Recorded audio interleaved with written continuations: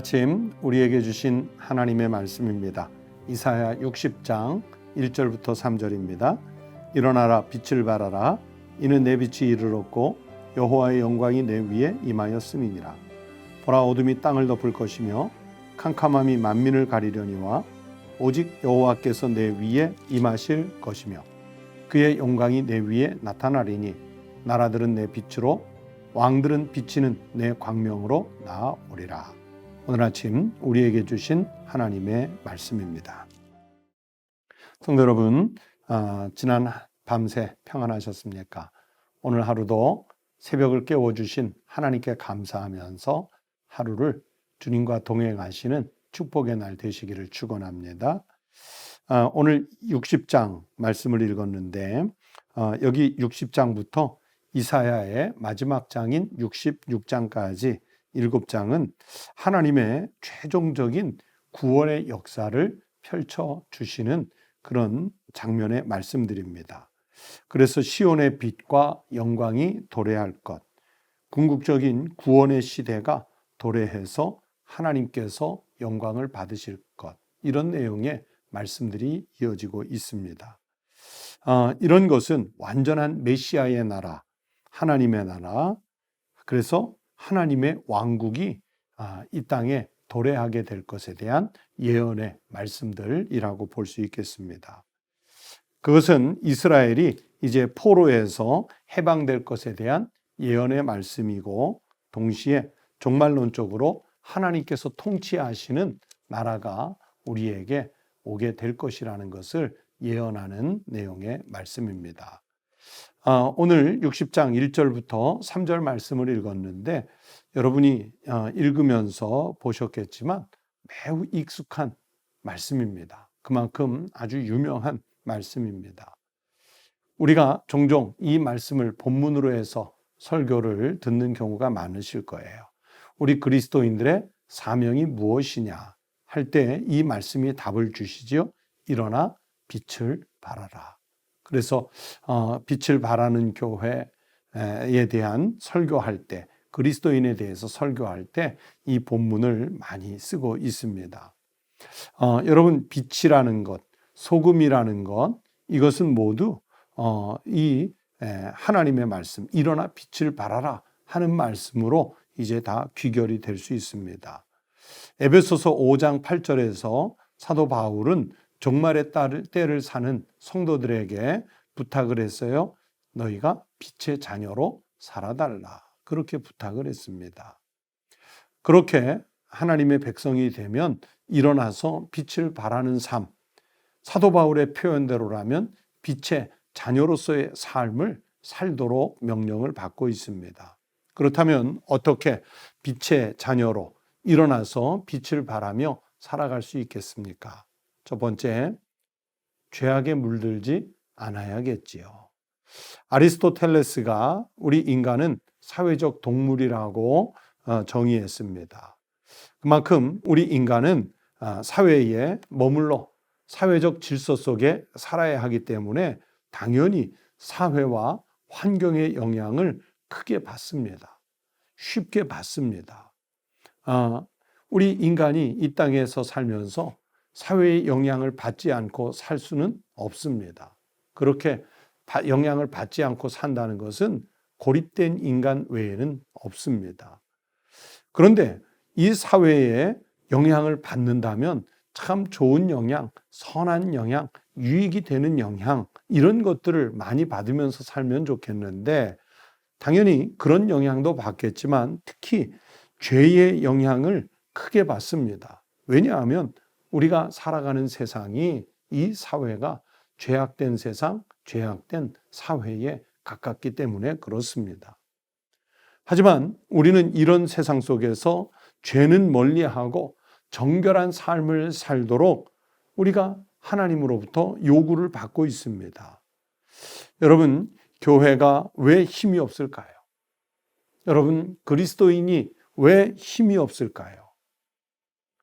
죄와 세속적인 것과 적당히 살아가도록 타협하는 삶을 살게 되면 힘이 없습니다.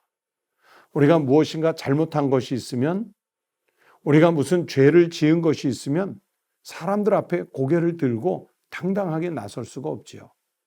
하물며 하나님 앞에 당당하게 내 얼굴을 들고 나설 수가 없습니다. 그러면 힘이 없는 거예요. 그리스 중부에 메테오레라는 곳이 있는데 그곳에 가서 수도사들이 어떻게 순교당했는지 그 당시에 사파처럼 남겨져 있는 그림들을 볼 때가 있었습니다. 그 순교자들은요, 아주 처절한, 정말 우리 인간이 가장 나쁘게 상상할 수 있는 방법으로 죽임을 당했습니다. 그 수도사들도 적당히 타협해서 산에서 내려와 산 아랫사람들, 아니면 자기들을 침략해온 이슬람 사람들과 적당히 타협했으면 목숨을 부지한 것뿐만이 아니라 어쩌면 더 호화로운 삶을 살 수 있었는지도 몰라요. 하지만 그런 죄와 세속적인 것과 타협하지 않으려고 하는 고든 신앙관 때문에 신앙을 지키다가 그렇게 비참하게 순교를 당하고 말았던 것입니다. 하지만 우리가 이 땅에 살면서 죄의 영향이 아무리 크다 할지라도 거기에 마음을 빼앗겨서는 안 됩니다. 시선을 두어서는 안 됩니다. 완벽하게 죄와 단절해서 살아갈 수는 없지만 그래도 우리가 지킬 수 있는 모든 힘을 다해서 죄에 빠지지 말고 우리가 지켜야 할 믿음의 도리를 잘 지키는 거룩한 성도의 삶을 살아가야 됩니다. 그래야 빛의 자녀로서 일어나 빛을 발하며 살 수 있게 됩니다. 또 두 번째는 빛의 자녀로 살기 위해서는 영적으로 깨어 있어야 합니다. 영적으로 나태하지 않도록 깨어 있어야, 그래야 우리가 언제든 일어나서 이 어두운 세상 가운데 빛을 발할 수 있게 됩니다. 베드로전서 4장 7절에서 사도 베드로를 통해 하나님께서 우리에게 말씀을 주십니다. 만물의 마지막이 가까이 왔으니 그러므로 너희는 정신을 차리고 근신하여 기도하라. 종말의 때가 가까이 올수록 영적으로 깨어 있어야, 그래야 우리가 빛의 자녀로서 일어나 빛을 발하는 삶을 살 수 있게 됩니다. 예수님도 마지막 때가 가까이 올수록 우리에게 깨어 있으라, 깨어 있으라, 깨어 있으라는 말씀을 자주 반복하셨습니다. 영적으로 깨어 있지 않으면 그냥 어둠에 머물러 있는 것입니다. 이 시대는 과학과 문명이 발달해서 마치 밝은 대낮에 사는 것 같지만 영적인 시선을 열어서 보면 점점 더 어두워지는 세상, 죄악의 깊이가 깊어지고 죄악의 넓이가 끝없이 확장되는 그런 위험한 세상에 살고 있습니다. 이때에 그리스도인들이, 하나님의 백성들이, 교회 공동체가 빛의 자녀로서 일어나 빛을 발하려면 우리의 영이 잠들면 안 됩니다. 깨어 있어야 합니다. 그리고 또 일어나 빛을 발하는 빛의 자녀로서 살려면 세 번째, 눈을 들어 우리의 사방을 볼 수 있는 영적 시야가 열려야 합니다. 오늘 이사야 60장 4절 말씀을 보세요. 내 눈을 들어 사방을 보라. 무리가 다 모여 내게로 오느니라. 내 아들들은 먼 곳에서 오겠고 내 딸들은 안기어 올 것이라 말씀했습니다. 여러분, 왜 눈을 들어 사방을 보라고 하셨을까요? 이 말씀은 결국은 우리의 이웃을 보라는 말씀입니다. 우리는 대부분 살면서 자기만 보면서 삽니다. 이것을 자기중심주의라고 이야기하죠. 여러분, 하루에 주어진 시간 속에 누구에게 가장 많이 투자하는지 보세요. 여러분, 나에게 재물이 있다면 누구를 위해서 가장 많이 투자하는지 보세요. 여러분, 내가 쏟는 모든 관심도 중에 누구를 위해서 가장 많이 관심을 쏟는지 헤아려 보세요. 우리는 자기만 보면서 사는 존재이기 때문에 자신에게 가장 많이 투자를 합니다.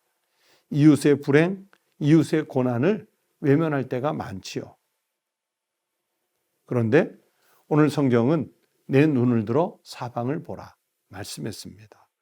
내 이웃의 가난, 불행, 소외의 현장을 우리가 눈을 들어서 봐야 그래야 빛의 자녀로서 일어나 빛을 발하는 삶을 살아갈 수 있기 때문입니다. 성도 여러분, 빛은 나에게 비추는 것이 아니라 이웃에게 비춰야 그 빛이 존재하는 의미가 있습니다. 예수님께서 마태복음 5장 3절부터 6절에 말씀을 주실 때 말씀하셨지요.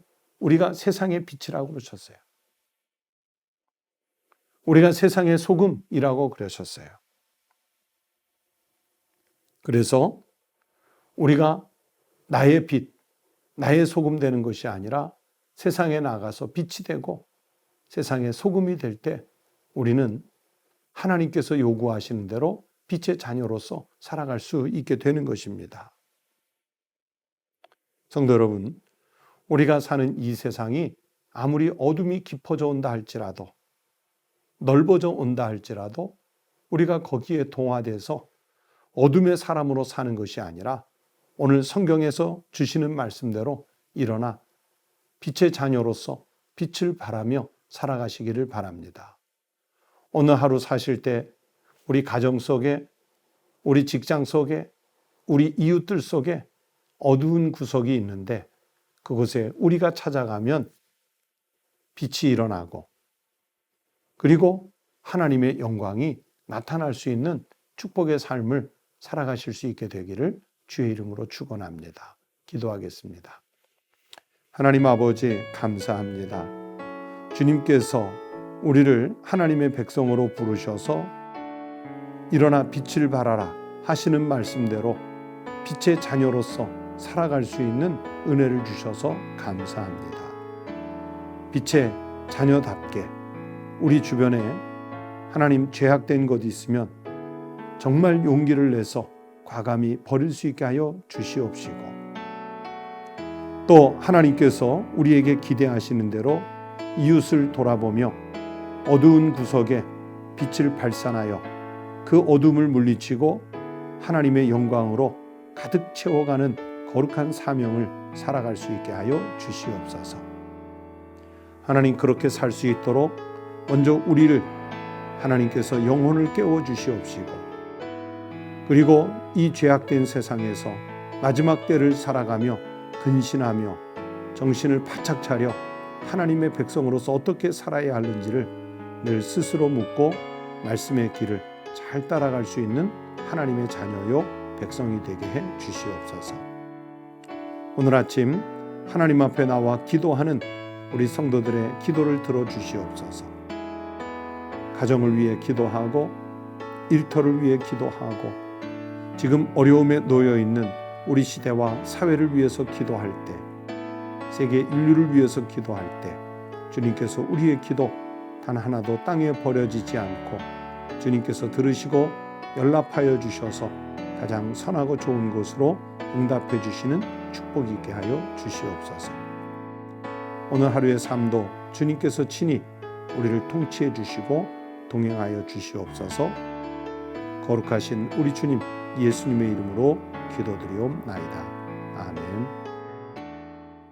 함께 기도하시겠습니다. 첫 번째는 계속된 수해와 전염병으로 어려움을 겪고 있는 우리의 이웃들을 위해서 기도해 주시고 특히 우리보다 더 큰 피해를 입은 저 북녘 땅 우리 동포들 하나님께서 저들을 지켜주시도록 또 위해서 기도해 주시기를 바랍니다. 여러분 가정을 위해서 꼭 기도하시기 바랍니다. 자녀들의 학업을 위해서 기도해 주시고 또 직장을 구하는 자녀들은 은사에 맞는 좋은 일터를 구하도록 기도해 주시고 혼기가 차 있는 자녀들에게는 하나님께서 믿음의 배필들을 허락해 주시도록 기도해 주시고 여러분 가족들이 다니고 있는 직장과 생업, 사업을 위해서 기도해 주시기 바랍니다. 그래서 하나님이 가정을 더 풍요롭게 채우시도록 믿음의 가정이 될 수 있도록 기도하시기 바랍니다. 다 함께 기도하겠습니다.